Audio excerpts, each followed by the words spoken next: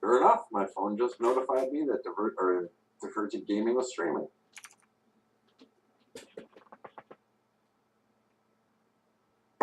Yeah, OBS is acting funny. It's been giving me issues all day. That sound problem, and then I swap screens, and it goes, "No, you're going to freeze in place," which is what we saw earlier.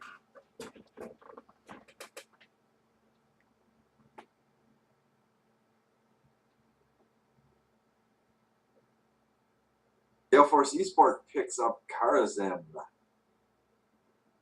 Blades Alpha picked up Tassadar and Rainer. Gale Force needs to pick their last. And I'm thinking they need to pick up maybe another tank. With Karazim, probably another tank would be good. No, DPS. There's Vala. Yep. With two tanks though and Karazim, that's a good front line right there. And there's the Joanna pick for King of Blades Alpha.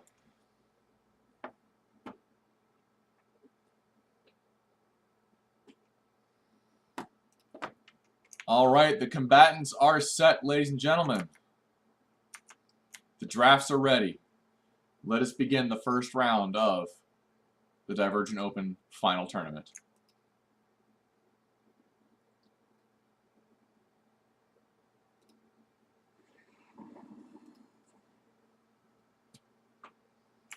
Guess we're going to end this debate once and for all.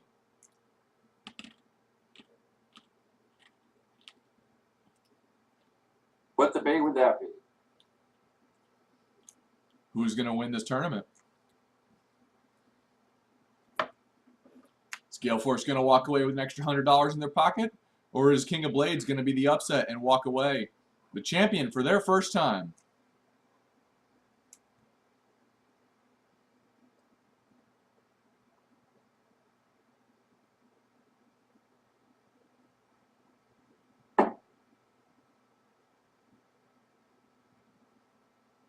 I have a puppy who's starting to get kind of anxious. Well, go let him out. She was just out. The problem is she wants to play and chew. She's been eyeballing my mouse all day. I love her dearly. She's cute, but she kills my Razor Naga. I might have to beat her. You know, I've lost many microphones and headsets to cats. I know your pain, my friend. Oh, she got my last headset. Little stinker.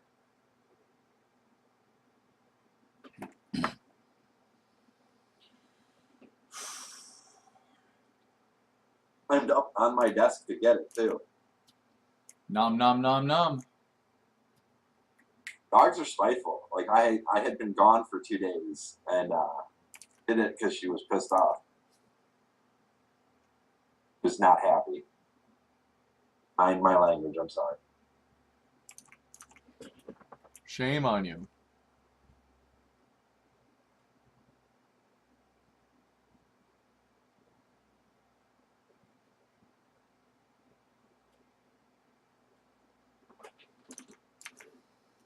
Hopefully we see a lot of these teams back for next Friday. We've had a lot of good games. I wish we could have followed the other side of the bracket. You know, we may be able to do that in the not-too-distant future. But while we're waiting for this load up, let's go ahead and introduce these teams. For Gale Force Esports, playing for Karazim is Hound Julian. Playing for Falstad is Ball and Beast. On Vala is Isla Mao. Murden being played by Mysticles. And Kael'thas being played by Danley for 3. For Team King of Blades Alpha, Uther played by Dark Chimera. Sylvanas being played by Frozen X. Johanna being played by Calusian. Tassadar being played by Talking Trees. And Rainer being played by the personal Twitch favorite today, Tomster. On my favorite map, Towers of Doom. I'm just glad you got to get your nerd erection out. Oh man, it's been bad. I love this map. I haven't seen it in like 3 days. That's what really upsets me. I thought Blizzard was going to make it more on the rotation, and they did not. All they did was take Haunted Mines out.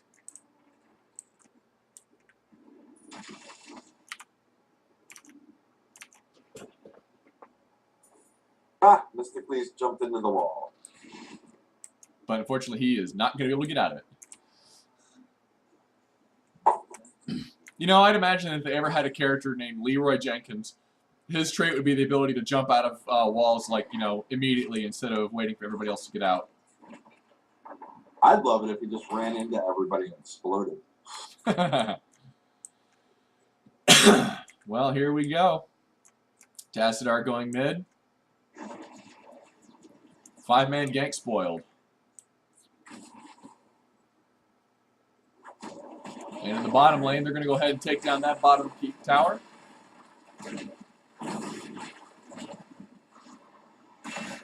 Here comes the response. Gale Force is moving in.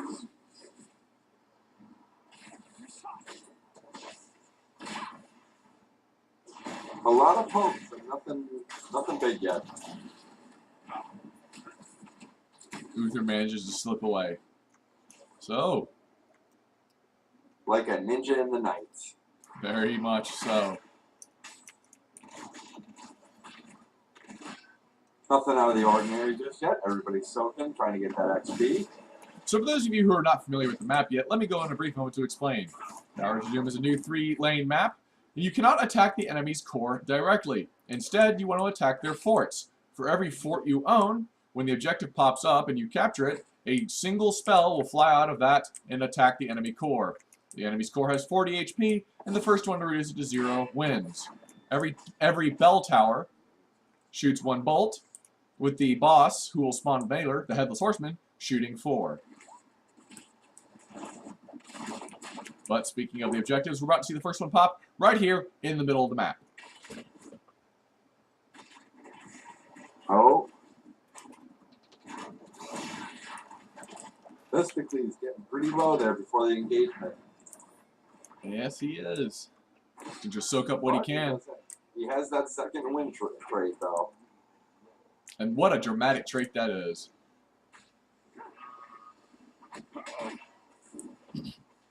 So it looks like both teams are using a whole lot of poking. Not much aggression going on, but you can see that Raynor is trying to get into that soak for the level 4. Mysticles is doing what he can to stop him. Now both teams are level 4. Both fights break down. Johanna goes and catches up Mysticles. Mysticles is getting very low.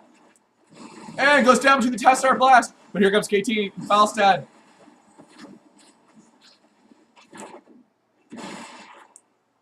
Wow, what an engagement. But unfortunately, Murden is down now. He will come back up here shortly, but it looks like that Gale Force is just going to have to let this one go. No, they're going to keep poking. They're not giving it up easily.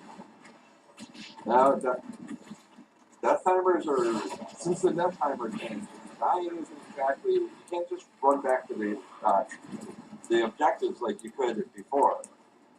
No, you cannot. There goes Val and Tassadar is going to go ahead and grab it. And the first 4 blasts to the enemy core are going on the side of King of Blades.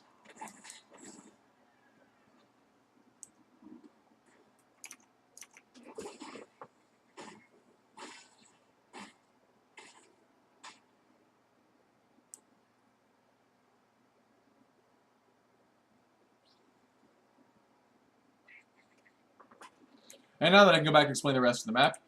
Yes, people on Twitch, you're right.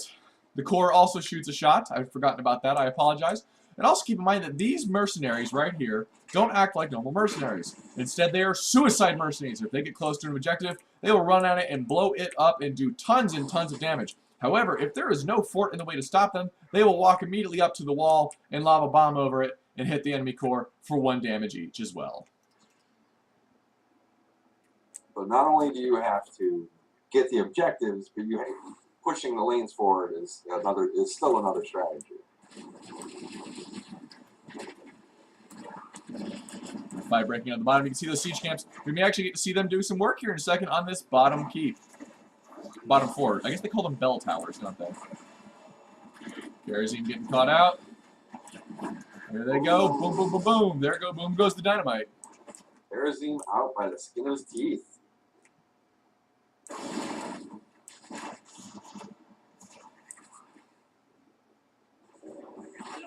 Not the Gale Force tends to be more aggressive usually. We're not seeing it so much just yet. The team comp, I think, doesn't support it. Look how many squishy characters they have. Yeah, they do have a lot of squish. They're really relying on Murden to take the brunt of the damage. Oh, Garazim almost managed to get that bell tower. From Johanna stops it.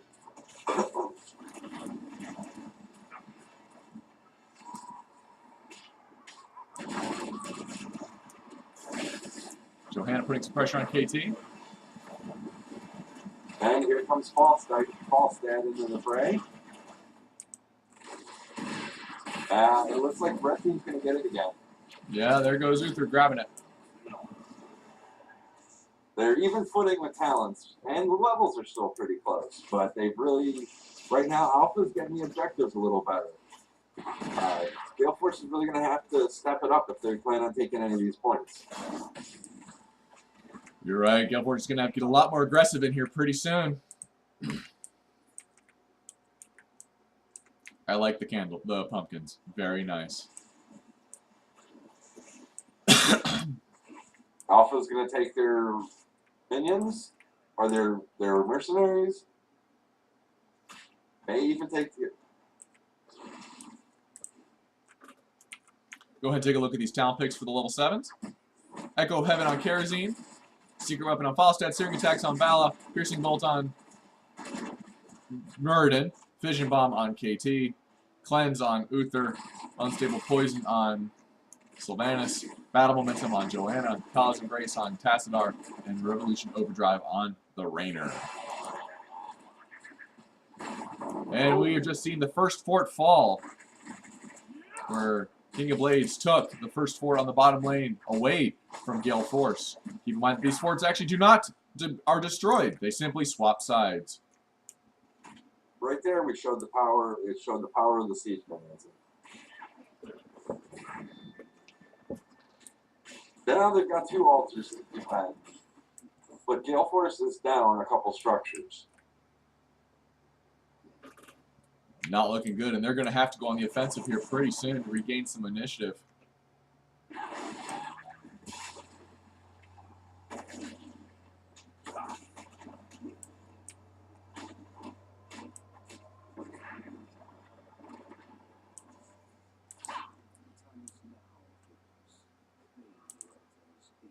Looks like Rainer's going to go down and grab the bottom one. Oh, it looks like Uther just barely surviving with the invulnerability. He is still going to go down now. Sylvanas, on the other hand, goes down as well. There goes Vala.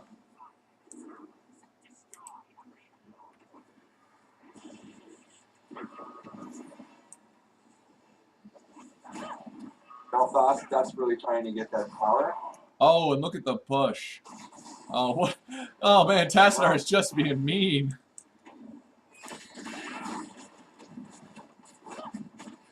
And there they go. Gale Force got their first pick with 3 bombs on the enemy core.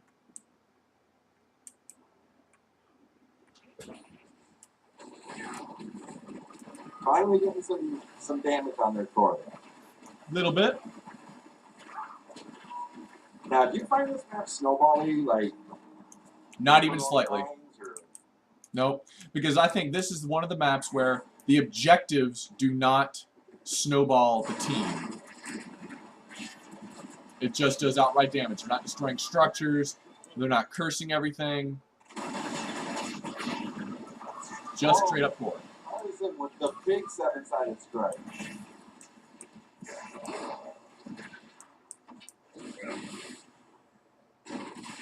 Gale Force looks like they're regaining some initiative in there. A little spark of life. Yeah. Showing signs of life, as Val would put it. Looking here at 3-3 on the scores with the XP tie. Still a 10-point lead on the core to the advantage of King of Blades. Now we see Gale Force is going to go ahead and collect their siege camp.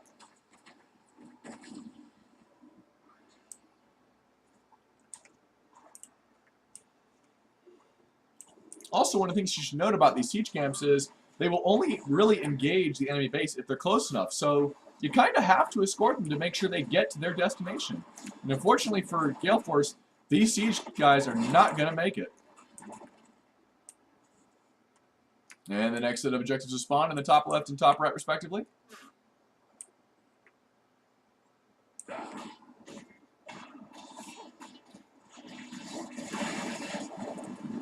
Oh, Falstad getting absolutely demolished Murden going down as well. I can't agree with what Mystic Leeds did there, engaging Johanna. His focus should have been elsewhere, maybe a squishier target. Well, didn't get the chance, and now KT is alone. They're going to have to pass this one up. Looks like Alpha's going to get both of them.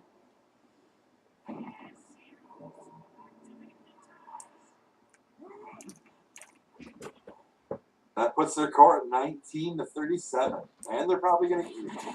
They're going for the Headless Horseman as well. Everybody's up, so I can't say that this was the smartest idea out there. Oh! Oh, the mighty gust! Well done by Gale Force.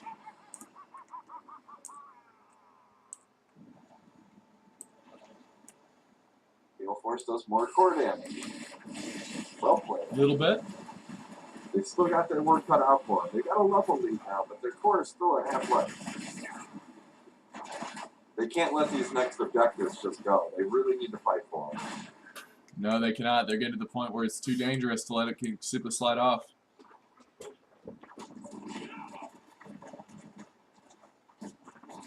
So 0, this one time at band camp, you fill in the rest. I laughed at you because you would get muted on Twitch. Yeah, I probably would be. And there goes those siege minions again. Yes, they did. Significant damage done to that bottom keep. Alternatively, siege minions in the top fort.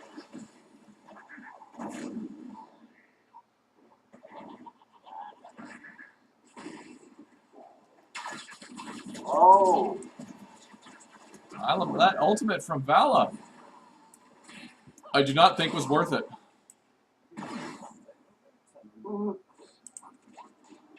1 for 2. I don't know. It was, well, they're still up 1 player for this tower, though. So I